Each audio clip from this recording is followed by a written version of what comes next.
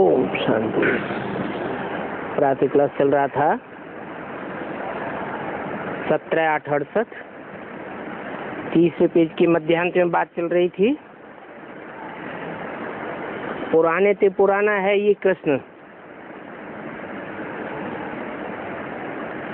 कृष्ण ही बड़ा होता है तो लक्ष्मी नारायण बनता है। तो इस कल्प के हिसाब से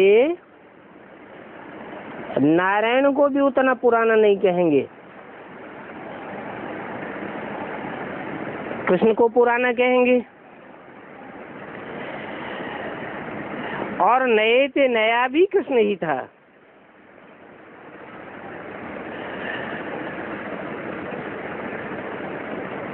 फिर पुराने से पुराना क्यों कहते हैं?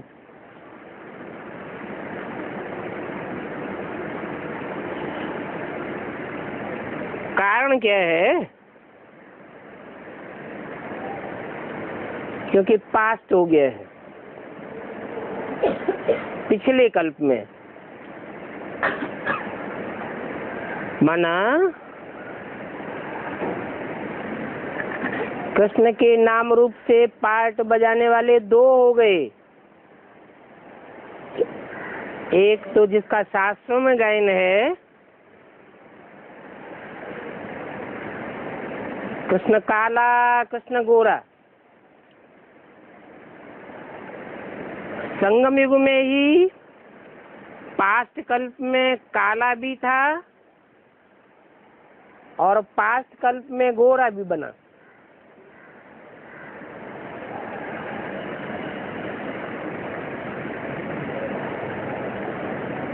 व्यक्तित्व एक ही है। जिसको कहा है next to God is Krishna, next to God Shankar, next to God Prajapita, next to God Narayan. वो हुआ पुराना। फिर इस कल्प में नया कहेंगे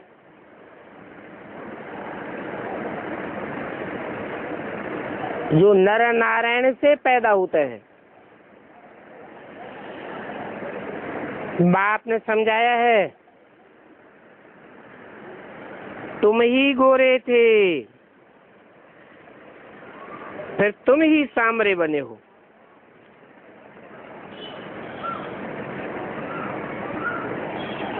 कृष्ण न इतना गोरा बनता है और न इतना सांवरा बनता है।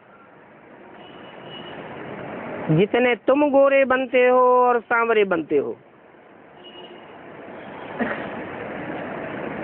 सांवरे कृष्ण को भी देख करके बहुत खुश होते हैं।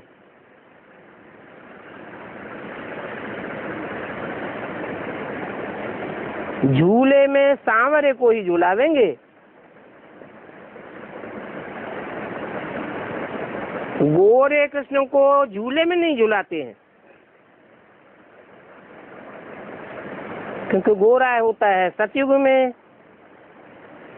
और सांवरा होता है पुरानी दुनिया में।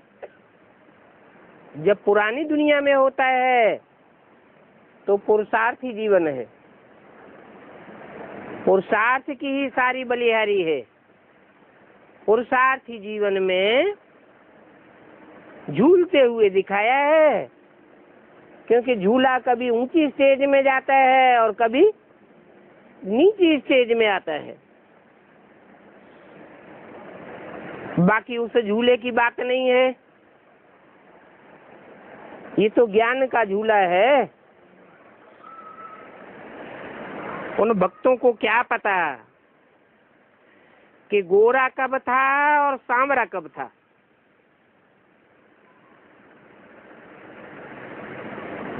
वो बेसिक वाले तो यही समझ लेते हैं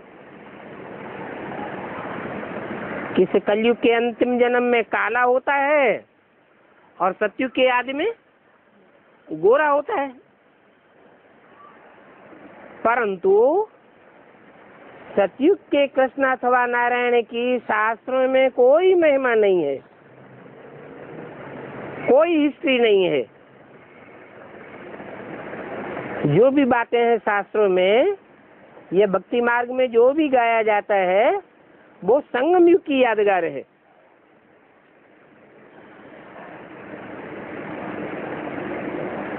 कृष्ण को कितना प्यार करते हैं। फिर राधा ने क्या किया?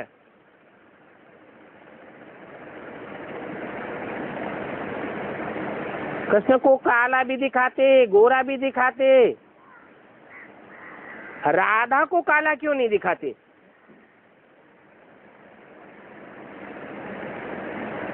कारण तो चाहिए ना। तो बाप कितना समझाते रहते हैं, यहाँ तो तुम सत्य के संग में बैठे हो।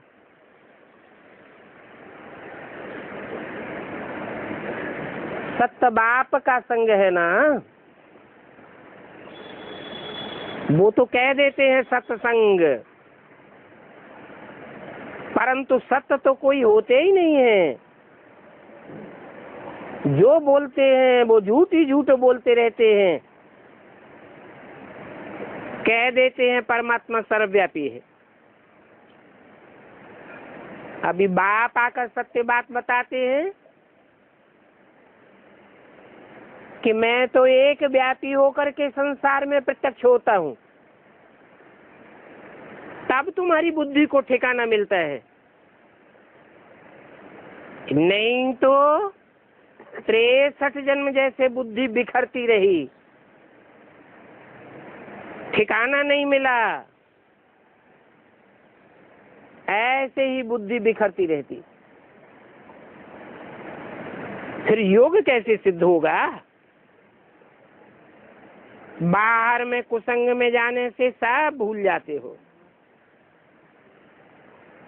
यहाँ बाप के सत्संग में आने से सारा ज्ञान बुद्धि में रहता है। बाहर की दुनिया में माया बहुत प्रबलता से खींचती है। ऐसे भी हैं जो कि अभी अभी आते होंगे और अभी अभी भाग जाते, आए और गए। थोड़ा भी अपना अहंकार आने से और ही अपनी सत्यानाश कर लेते हैं। बेहद का बाप तो समझा नहीं देंगे ना। इस समझाने में फर्क नहीं होना चाहिए। ये समझानी बाप की दी हुई समझानी है। इसमें अहंकार नहीं आना चाहिए कि ये ज्ञान मैं देने वाला हूँ। ये भी नहीं आना चाहिए कि बाबा ने हमको ऐसा क्यों कहा। सभी के सामने हमारी इज्जत चली गई। अरे इज्जत तो इस रावण राज्य में सबकी चट खाते में चली गई। देह अभिमान में आने से अपना नुकसान कर देते हैं। सबसे ज्यादा इज्जत गंवाते हैं भगवान की। कितनी ग्लानि करते हैं। सबसे जास्ती ग्लानि होती है भगवान की, फिर होती है ब्रह्मा की, फिर नंबरवार पुरुषार्थ अनुसार देवताओं की ग्लानि होती है। ग्लानि करते करते पद ही भ्रष्ट हो जाता है। बाप कहते हैं क्रोध करना क्रिमिनलाई है।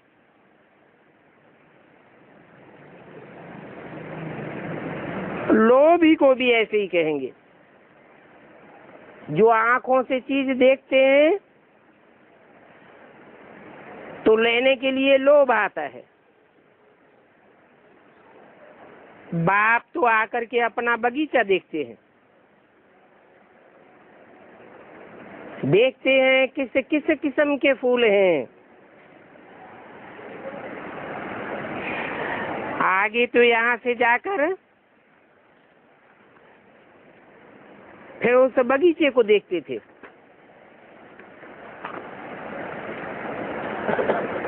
शिव बाबा को फूल भी बरोबर चढ़ाते हैं।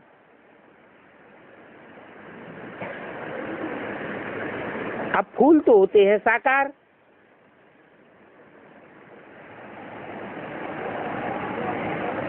निराकार का जो प्रतीक है लिंग, उसको फूल चढ़ाते हैं। अब तुम तो चैतन्य फूल हो, तो अभी तुम पुरुषार्थ करके ऐसा फूल बनते हो, फिर वहां तो रावण राज्य नहीं होगा।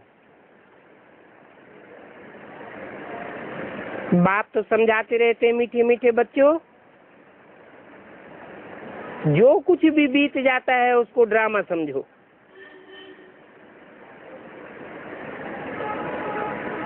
ड्रामा की बात भविष्य के लिए लागू नहीं करना है।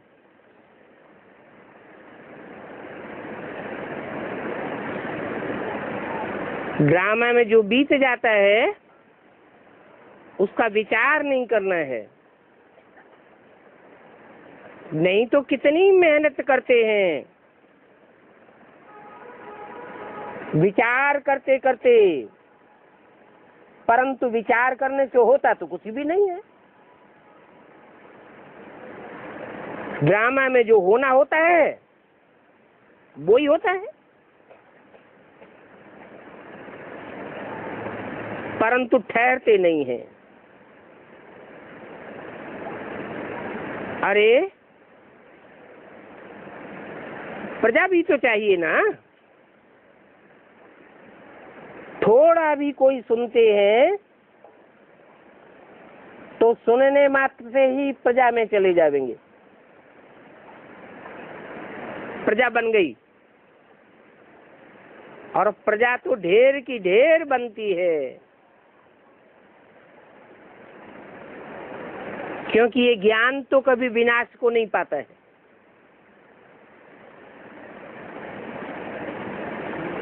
एक बार भी सुनते हैं, बल सुन करके फिर चले जाते हैं।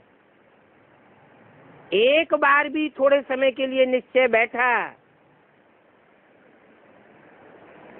तो बाप का बच्चा तो बन ही गया। बाप को रचयिता और बच्चे को प्रजा कहा जाता है। प्रजा का अर्थ ही है प्रकृष्ट रूपेण जायते। जायते अर्थात जन्म लेना, जिसको जन्म देने में प्रकृष्ट रूप से पुरुषार्थ करना पड़ता है। तो थोड़ा भी सुनते हैं, निश्चय बुद्धि बनते हैं, फिर बल चले जाते हैं, तो भी प्रजापद में तो आ ही जाएंगे। एक बार ही सुना हो शिव बाबा है तो भी बस है, प्रजा में तो आ ही जाएंगे। हाँ, ऊंच पद पाने के लिए फिर ठहरना जरूरी है, पुरुषार्थ करना जरूरी है। अभी तुम बच्चे तो आए हो नर से नारायण बनने के लिए, तुम कोई प्रजापद पाने के लिए नहीं आए हो। तो पूरा पुरुषार्थ करो। कैसा पूरा पुरुषार्थ? नर से नारायण बनने का पुरुषार्थ करो। नर से प्रिंस बनने का पुरुषार्थ भी पूरा पुरुषार्थ नहीं कहेंगे, अधूरा पुरुषार्थ है, अधूरी पढ़ाई है। ये सब बातें अंदर में याद आनी चाहिए। हम जिस राज्य में थे कल पहले, अभी फिर से हम आ रहे हैं, वहां परम अपार सुख होंगे, और यहाँ तो इस दुनिया में अपरम अपार दुख हैं। तो अपरम अपार सुखों की दुनिया में जाने के लिए पूरा पुरुषार्थ करना चाहिए। सर्विस तो बिल्कुल एक्यूरेट हो रही है, पाई का भी फर्क नहीं पड़ सकता। अच्छा, साहब के साहबजादों प्रति नंबरवार याद प्यार, गुड मॉर्निंग और नमस्ते। रात्रि क्लास है 16/8/68। जो भी पास्ट हो गया उसका कुछ भी कर नहीं सकते, चेंज नहीं हो सकता। जो पास्ट हुआ एक कल्प के बाद फिर वही पास्ट होगा। समझा सकते हैं कि आगे के लिए ठीक कर देना चाहिए, परंतु पास्ट में जो हो गया सो हो गया। इस समय तुम फिक्र से फारिग बन रहे हो, और एक जन्म के लिए फारिग नहीं हो रहे हो, 21 जन्म के लिए फिक्र से फारिग होते हो। वहां नई दुनिया में तुमको कोई भी फिक्रात नहीं होगी। अभी क्यों फिक्रात होती है?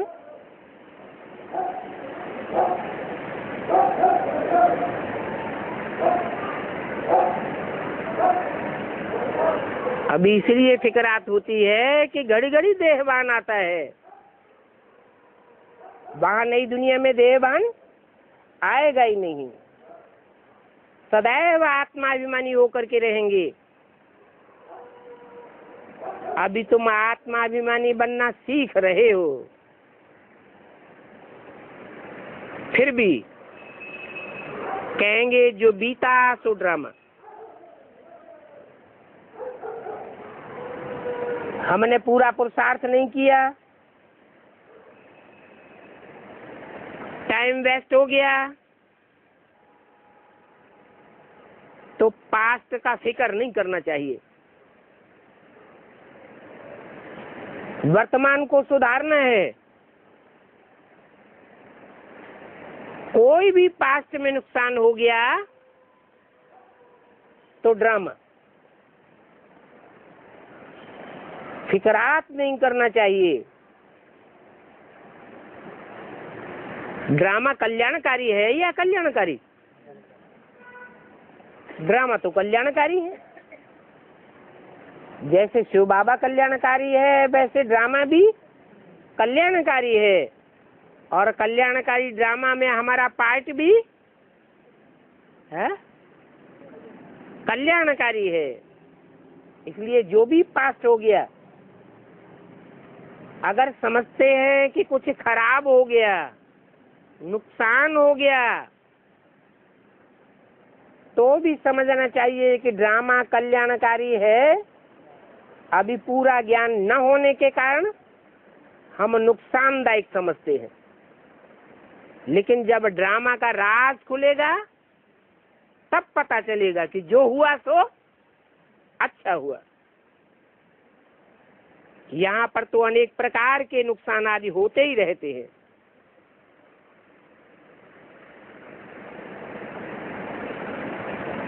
क्योंकि कर्मातीत अवस्था कोई की भी नहीं हुई है। कर्मातीत अवस्था हो जाएगी, फिर कोई भी प्रकार का नुकसान तुम्हारे सामने महसूस नहीं होगा। अभी तुम बच्चे पुरुषार्थ कर रहे हो कि कोई भी बात का हमको फिक्र नहीं हो। हाँ, समय बाकी थोड़ा है, और जो थोड़ा समय है वो भी जल्दी जल्दी बीतता जाता है। टाइम जल्दी जल्दी पास हो रहा है या देर से पास हो रहा है? अभी टाइम जल्दी जल्दी पास हो रहा है। आगे चल के दुखों के पहाड़ गिरने वाले हैं, तब टाइम जल्दी जल्दी पास होगा या देर लगेगी? है? दुख का समय बीतने में बहुत लंबा टाइम लगता है और सुख का टाइम बीतने में बहुत थोड़ा टाइम लगता है। तो जल्दी जल्दी अभी टाइम पास होता जाता है। बाप तुम बच्चों को धैर्य देते हैं,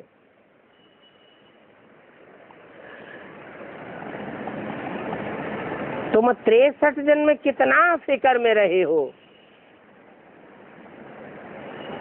अभी बाप आया हुआ है, गायन है फिक्र से फारक किंदा प्यारा सतगुरु। वो गुरु तो झूठे गुरु होते हैं, सतगुरु तो एक ही होता है।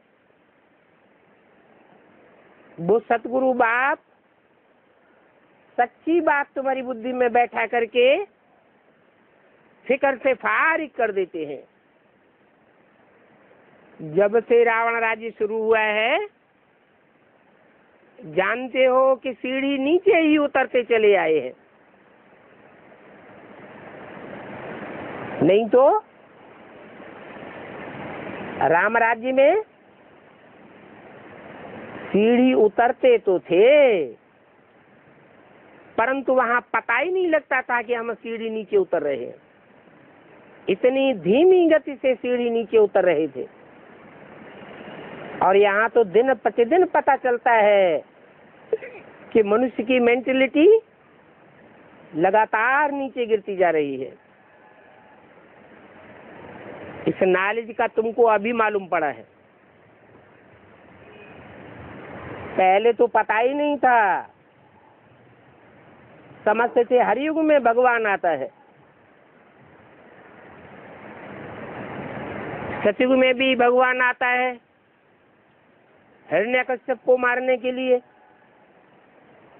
त्रेता में भगवान आता है रावण को मारने के लिए। वास्तव में वो सब अज्ञान बुद्धि में बैठा हुआ था। अभी तुम समझते हो कि भगवान तो सारे कल्प में एक ही बार आता है और सर्वव्यापी होकर के नहीं आता है, एक व्यापी होकर के मुकर्रर रथ में आता है।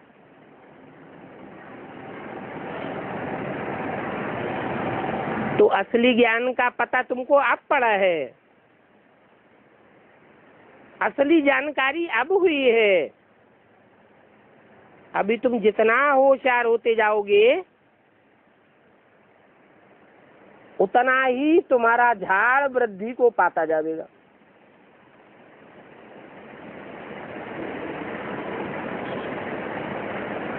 कैसे होशियार होते जाएंगे? ज्ञान की होशियारी बढ़ती कैसे है? जितना जितना मंथन करते हैं उतना ज्ञान बढ़ता है। जितना जितना मंथन किया हुआ औरों को सुनाते रहते हैं उतना ज्ञान बढ़ता है। ज्ञान बढ़ता है जैसे ज्ञान का बीज बढ़ता जाता है, बीज पावरफुल होता जाता है तो समाज की वृद्धि होती जाती है। ज्ञान की कच्ची कच्ची बातें लोगों को सुनावेंगे तो उनके ऊपर असर नहीं पड़ता है। पक्का पक्का ज्ञान सुनावेंगे तो लोग प्रभावित हो जाते हैं। तो ज्ञान की बातों में मुझने की दरकार नहीं है कि हमने इतना सुनाया, कोई निकला नहीं। अरे ये तो राजधानी स्थापन हो रही है, राजधानी में तो सब प्रकार की चाहिए। इसलिए जो भी बीज डाला, जहां भी बीज डाला,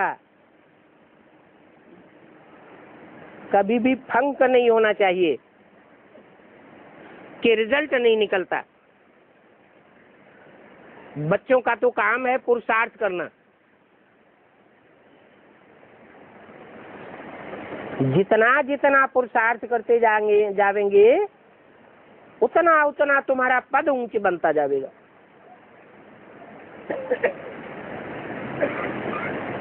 ऊंचे पद कैसे बनता है? 4 सब्जेक्ट हैं, ज्ञान, योग, धारणा, सेवा। कैसे ऊंचे पद बनता है? ऊंचे पद बनने का कैलकुलेशन कैसे होगा कि माला में हमारा ऊंचा नंबर होगा या नीचा नंबर होगा, कैसे पता चलेगा? लोग कैसे मानेंगे? कोई तो तरीका होगा।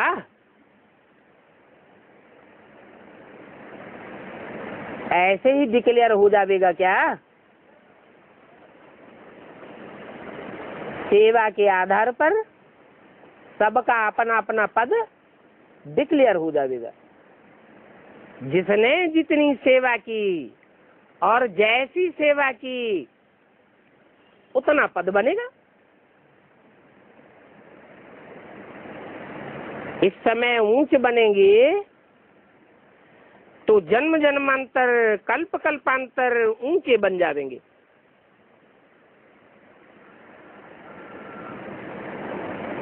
सत्ययुग त्रेता में तो ऊंचे बनेंगे ही, लेकिन उन 2 युगों के आधार पर पुरुषार्थ करने के जो तीव्र या मध्यम गति के संस्कार बनेंगे, उन संस्कारों के आधार पर द्वापर कलयुग में भी ऊंचा अथवा नीचे पद पा लेंगे। तो अभी की सेवा का सारे कल्प के ऊपर असर पड़ जाता है। तो जो जितना चाहे वो पुरुषार्थ करे, और पुरुषार्थ से ऊंच पद पाए सकता है। जितना भी प्रारब्ध बनाना चाहो बना सकते हो। ये समझ की बात है। एक तो बाप को बहुत याद करना है। बहुत याद कैसे आवेगी?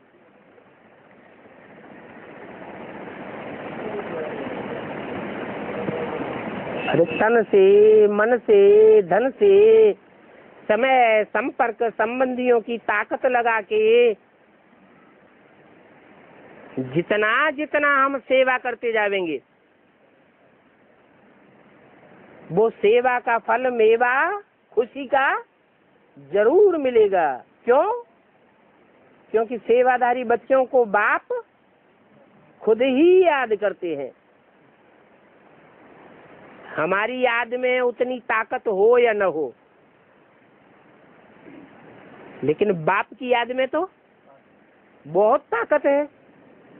तो बाप जिन बच्चों को याद करेगा, जिन बच्चों से कनेक्शन जोड़ेगा, तो कनेक्शन तो झट जुड़ जाएगा।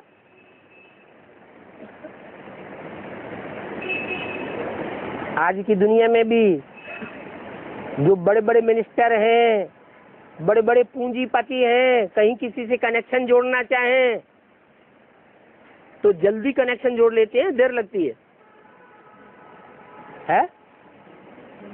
जल्दी कनेक्शन जुड़ जाता है। शक्ति की बात है, उनकी है लौकिक शक्ति और बाप की है अलौकिक शक्ति। बाप तो पारलौकिक बाप है, वो तो बुद्धि से सदैव ही एकाग्र है। एकाग्र होने के कारण बाप को कनेक्शन जोड़ने में 1 सेकंड भी नहीं लगता। बच्चों की बुद्धि तिरकनी है, मन चंचल है, बुद्धि स्थिर नहीं रहती है। तो तरीका क्या बताया कि ज्यादा याद बनी रहे।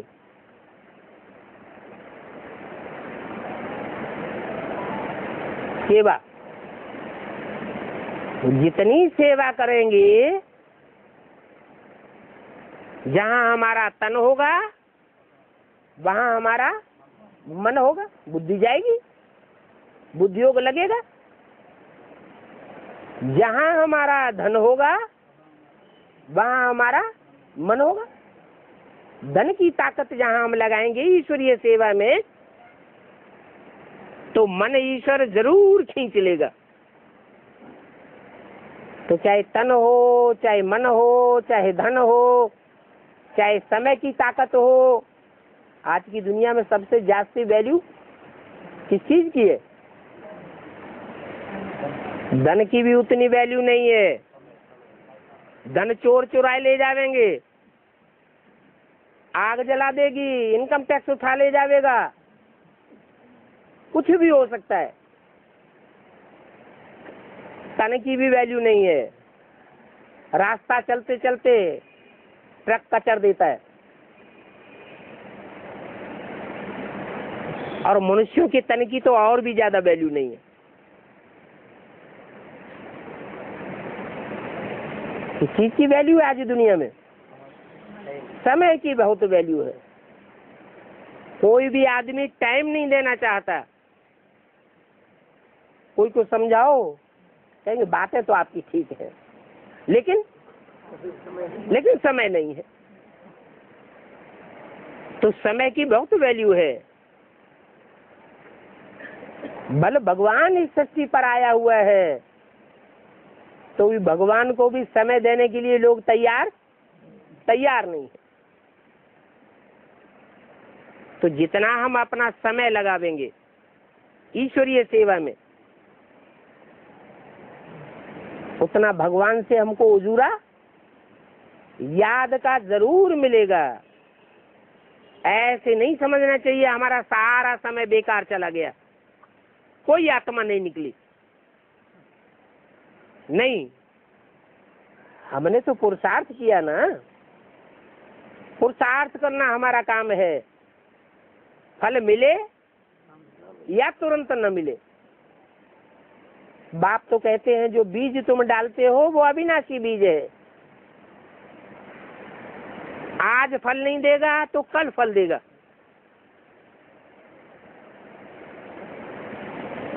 बीज पथरीली धरनी में डाला जाता है, फल जल्दी नहीं निकलेगा। लेकिन वो पत्थर, वो पहाड़ भी कभी टूटेगा या नहीं टूटेगा? टूटेगा तो मिट्टी बनेगा। बीज का तो कभी विनाश होता नहीं। इसलिए ये नहीं सोचना चाहिए कि पास्ट में हमने इतना प्रयत्न किया, इतना पुरुषार्थ किया, हमारा सब बेकार चला गया। नहीं, प्रारब्ध तो बनती ही है। तो एक तो बहुत बाप को याद करना है। भक्ति मार्ग में भी याद करते थे और यहाँ भी बहुत याद करना है। अंतर क्या है?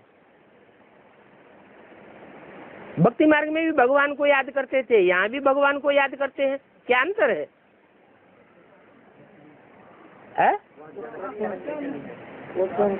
वहाँ याद करते थे बिना जाने बिना पहचाने, अंधश्रद्धा पूर्वक याद करते थे।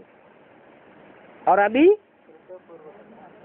अभी तो हम श्रद्धा विश्वास पक्का करके याद करते हैं, निश्चयात्मक बुद्धि से याद करते हैं कि यही भगवान है, भगवान का यही स्वरूप है, यही भगवान का कर्तव्य है, यही भगवान का नाम रूप देश काल है। इसके अलावा भगवान का कोई दूसरा नाम रूप देश काल नहीं हो सकता। हमने असलियत में भगवान को पहचाना है, दुनिया में और कोई भी ऐसे भगवान को नहीं पहचान सकते जितनी गहराई से हमने जाना है। तो भक्ति की याद में और अभी की याद में जमीन आसमान का फर्क हो जाता है। सोचना चाहिए कि भक्ति में हम कैसे याद करते थे। कहते थे भगवान जब आप आवेंगे तो हम आपके ही बनेंगे। 63 जन्म अंजाम किया ना, अभी बाप आया हुआ है तो क्या करना चाहिए? जो अंजाम किया है वो पूरा करना चाहिए ना। भक्ति में कितना गाते रहे, मेरा तो एक गिरधर गोपाल दूसरा न कोई। ये किसने कहा? आत्मा ने ही तो कहा कि मेरा तो एक ही भगवान है, सदाकाल का सहाय एक ही है। तो जब भी किसी को समझाते हो तो पहले पहले ये बात बताओ कि हम सब आत्माएं भाई भाई हैं। हम शरीर नहीं है,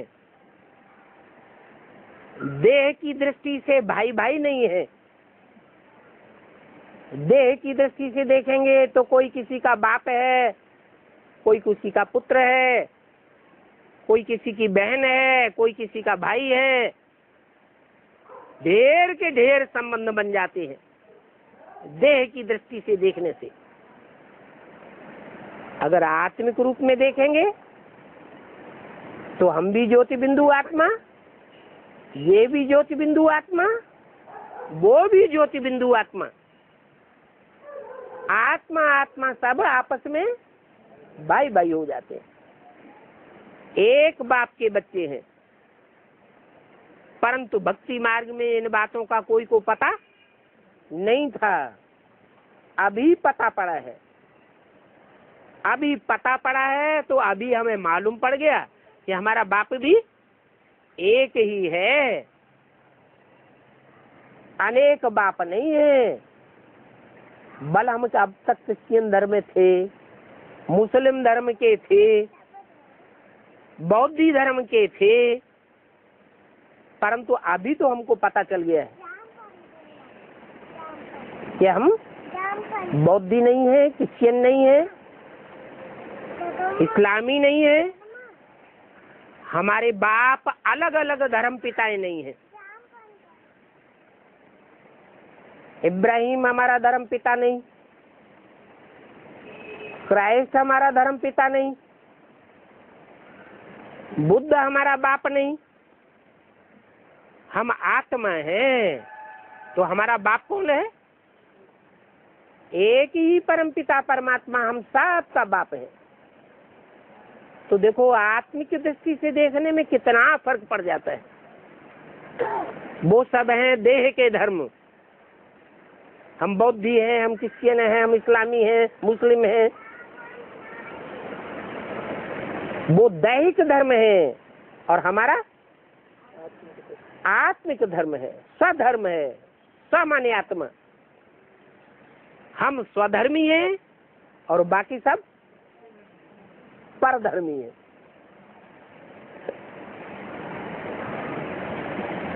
स्वधर्मे निधनम से यह परधर्मो भयावह। अपनी आत्मिक स्थिति में अगर हमारा शरीर छूट जाएगा तो हम बहुत श्रेष्ठ पद को पालेंगे। परधर्म की स्थिति में अगर हमारा शरीर छूटा कि हम बौद्धि हैं, बौद्धियों वाला हमारा समाज है, हमारा परिवार है, तो क्या होगा? प्राप्ति होगी या प्राप्ति से वंचित रह जाएंगे? बड़ी भारी प्राप्ति से वंचित रह जाएंगे।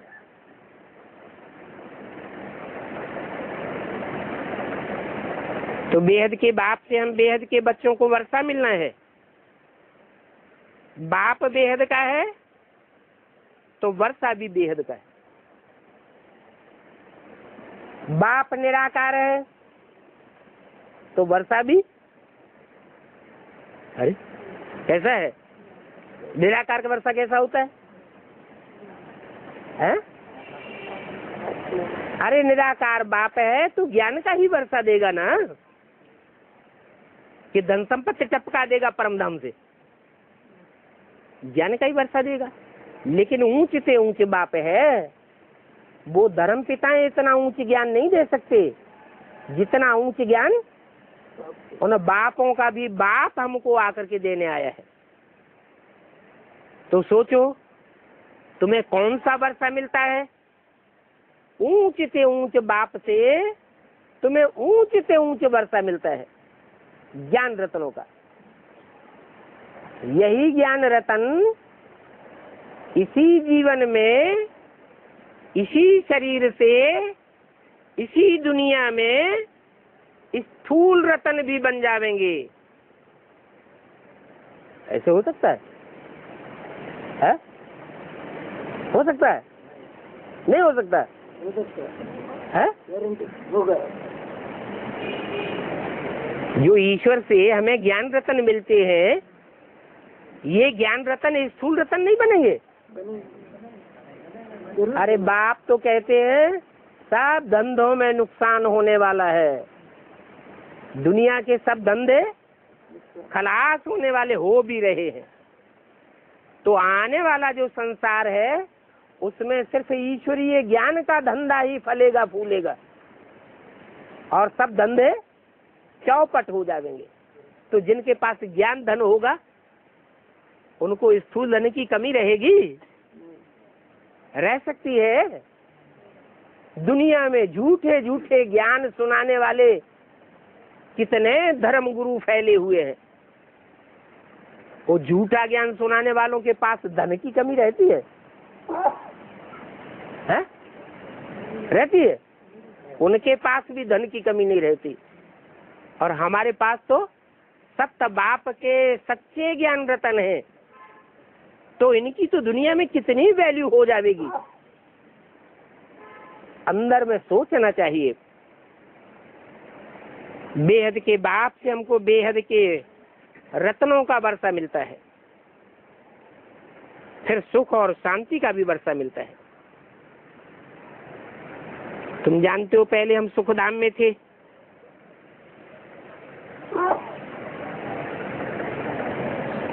सुखधाम से भी पहले शांति धाम में थे। सुखधाम में भी न तुमको अशांति थी न दुख था, और सुखधाम में बरोबर भारत ही था और दूसरा कोई देश नहीं था, कोई दूसरा धर्मखंड नहीं था। सुखधाम में सिर्फ तुम ही थे भारतवासी। तो सोचना चाहिए कि सूर्यवंशी बनना अच्छा है या इस्लामी बौद्धि बनना, वंशी बनना अच्छा है? सूर्यवंशी बनना अच्छा है। फिर त्रेता में दो कलाएं कम हो जाती हैं। सतयुग में तो तुम सतो प्रधान थे, वहां जितना सुख होगा त्रेता में जरूर कम हो जाएगा। क्यों? क्यों कम हो जाएगा? हाँ, दो कलाएं कम क्यों हो जाती हैं? यथा राजा तथा प्रजा। सतयुग में एक ही राजा होता है, एक ही नारायण का राज्य होता है। वहां दुनिया में कोई दूसरा राजा नहीं होगा। और त्रेता में अनेक राजाएं होते हैं, महाराजा वहां नहीं होते हैं।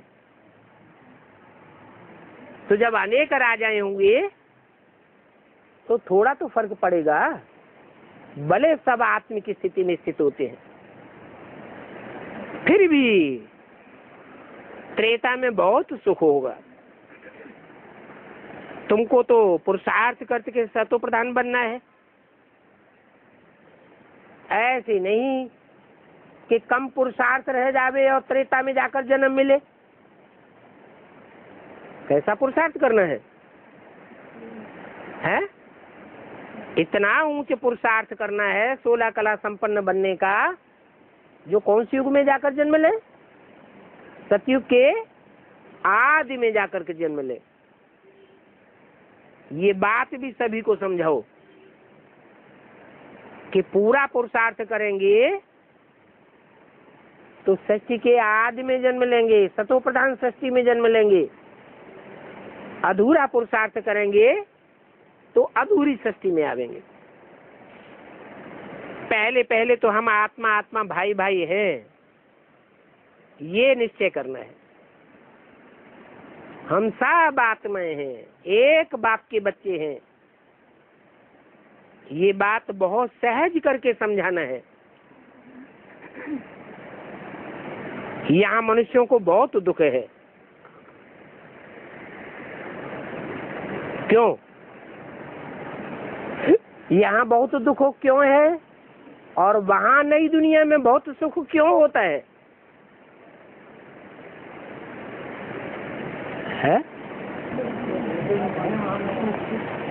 यहाँ पर धर्म में है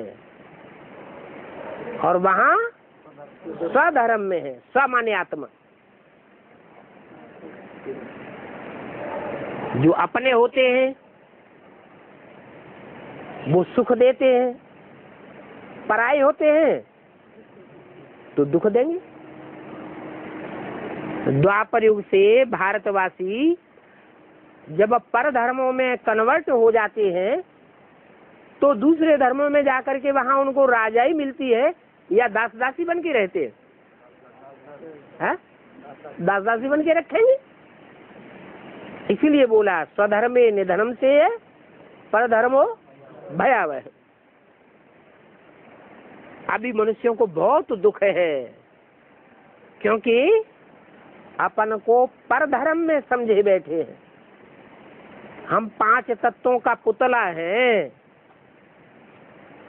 पृथ्वी जल वायु अग्नि आकाश, इन 5 तत्वों से बने हुए हम शरीर हैं, ऐसे समझते हैं।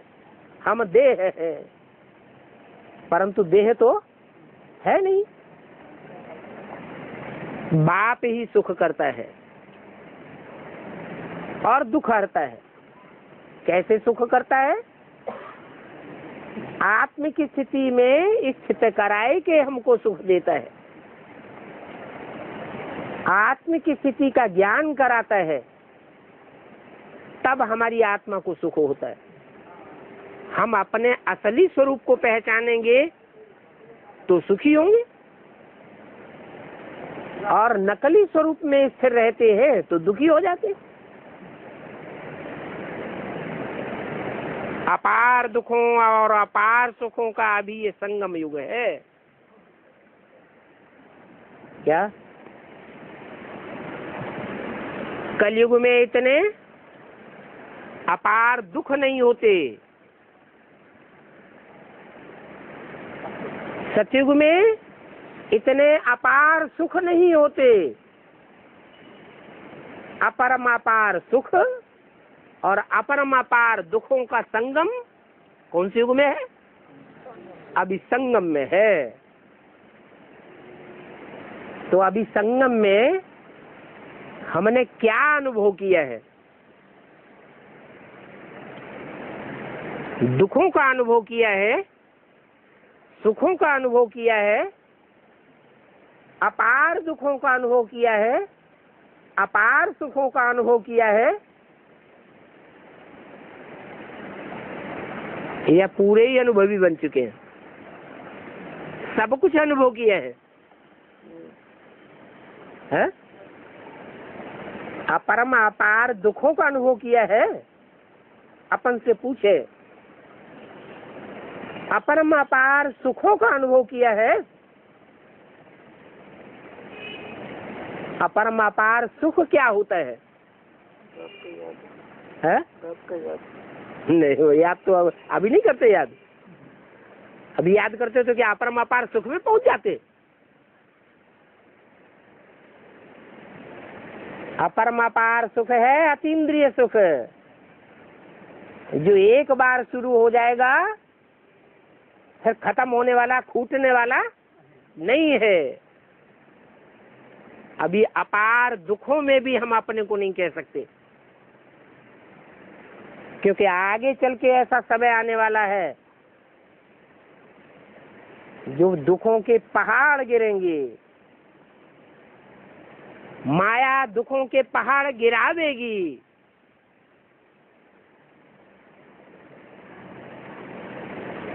अपार दुखों और अपार सुखों का संगम अभी हमें अनुभव करना है। मौत सामने खड़ा है। बाप को याद करते करते सतु प्रधान बनना है, दैवी गुण धारण करने हैं। बस पक्का निश्चय रखना चाहिए कि नई दुनिया की स्थापना तो होनी ही है।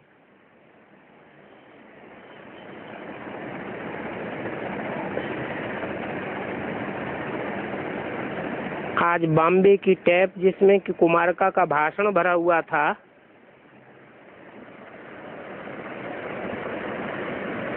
सो सुन रहे थे।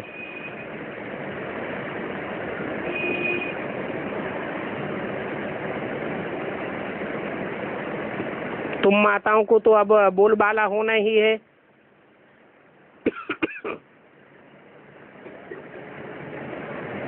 आगे तो कभी भी फीमेल आदि को प्राइम मिनिस्टर आदि नहीं बनाते थे।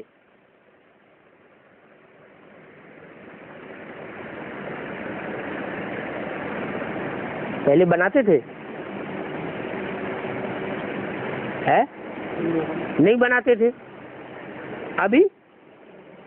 अभी संगम युग में बाप आकर के कन्याओं माताओं का मर्तबा बढ़ाते हैं तो दुनिया वाले भी फॉलो कर रहे हैं। अभी तो देखो प्रेसिडेंट आदि भी बनाते रहते हैं।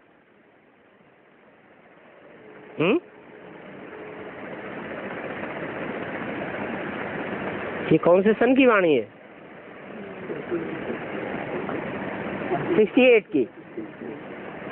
उस समय किसी को प्रेसिडेंट बनाया था क्या? कहीं विदेश में बनाया होगा, लेकिन अभी तो भारत में भी प्रेसिडेंट, भारत में भी फीमेल को बनाई दिया। लेकिन ये सब है माया का पंप। क्या? क्यों माया का पंप क्यों कह दिया? नहीं, भले कन्याओं माताओं के हाथ में देखने के लिए ताकत है, लेकिन असली ताकत फिर भी किसके हाथ में है? पुरुषों के हाथ में है या कन्याओं माताओं के हाथ में? मान लो यज्ञ में ही कुमारका का नाम बाला, लेकिन कुमारका की बात चलती थी या कोई पांडवों के हाथ में सारी ताकत थी? उस समय भी पांडवों के हाथ में ताकत थी। जैसे कलकत्ते के भाई रविंद्र भाई कंपिल में एडवांस कोर्स लेकर के गए और सीधे कुमारका दादी के पास पहुंचे। दादी, ये तो बहुत भारी परिवर्तन हो रहा है। आपको ध्यान देना चाहिए। सारी बातें सच्ची है। आपके पास जवाब हो तो बताओ। कुछ करिए दादी, परिवर्तन तो करना ही पड़ेगा, नहीं तो अपने आप परिवर्तन हो जाएगा। बहुत थू थू थैया होने वाली है। दादी कहती हैं जगदीश भाई से बात करो। इसे क्या साबित हुआ? सारी सत्ता पुरुषों के हाथ में रहती है। सिर्फ दिखावा के लिए कन्या माताओं को आगे किया हुआ है। जहां जहां भी शहरों में पार्षद माताएं बनी हुई है, नगर पालिका वगैरह में, टाउन एरिया में, जहां कहीं भी मेंबर बनती हैं माताएं या प्रेसिडेंट भी बनती है, मैं तो सत्ता उनके पतियों के हाथ में होती है। वो सिर्फ रबर स्टाम्प बन करके रह जाती है। तो इसे माया का पंप एंड शो नहीं कहेंगे तो क्या कहेंगे? ये सब माया का दिखावा है, दिखावटी गवर्नमेंट है।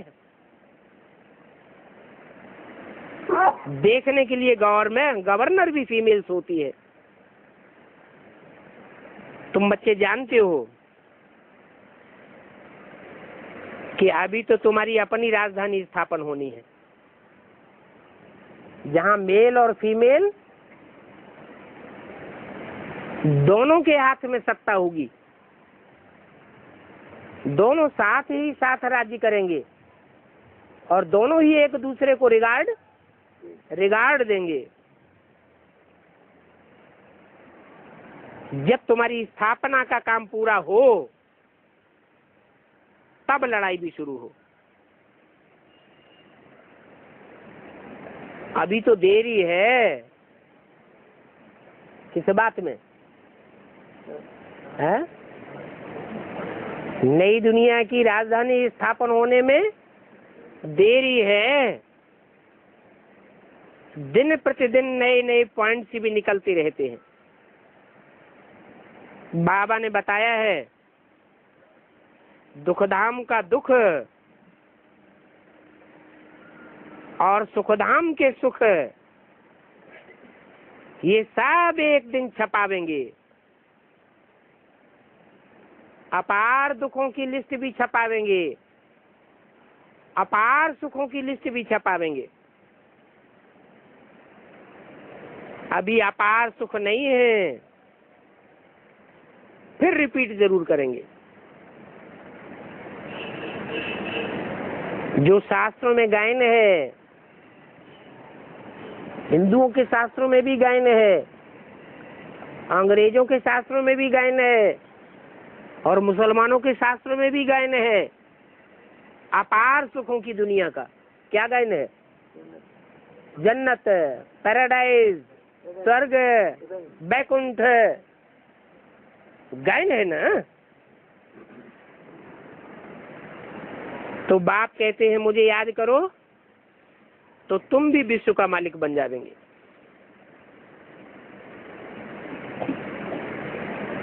बच्चों को बड़ी बड़ी सभाओं में भाषण करने की हिम्मत चाहिए।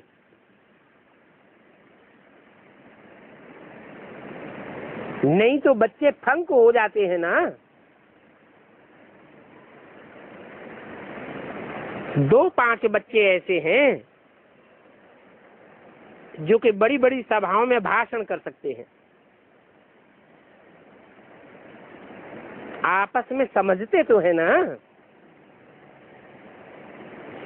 कि फलाने फलाने हमसे होशियार हैं,